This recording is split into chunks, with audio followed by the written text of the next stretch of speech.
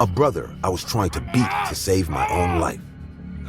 If either of us had really wanted to take the other one down, we could have done it very easily. But all our blows were like content.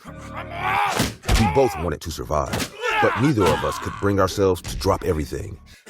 And the Axeman knew it. I could see in his face how he was getting impatient, and when the man with the camera spoke to him, he only got angrier. Out of the corner of my eye, I could see how the Axeman grimaced and prepared to come at us. I knew what this meant. The fight was boring him. In that moment of desperation, I stopped thinking about Mark and thought about my parents. I thought about how devastated they would be if anything happened to me. I thought about my father, who would blame himself for my death since he insisted that I come. At that moment, I closed my eyes and hit Mark as hard as I could while crying and closing my eyes. Mark was instantly defeated, and the man with the axe was surprised but began to laugh. The man with the axe came up to me and congratulated me for surviving. He told me that I could leave.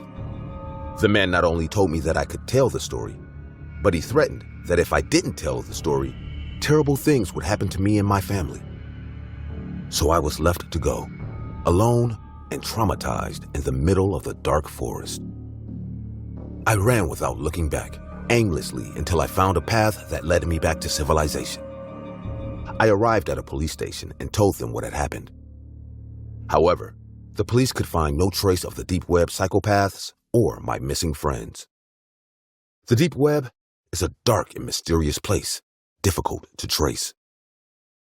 You know, sometimes I feel like I have to do something, like look for them and get revenge for what happened to Mark. But inside, I know they are just fantasies. I have no choice but to live like a coward. A coward whose family is alive and plans to keep them that way.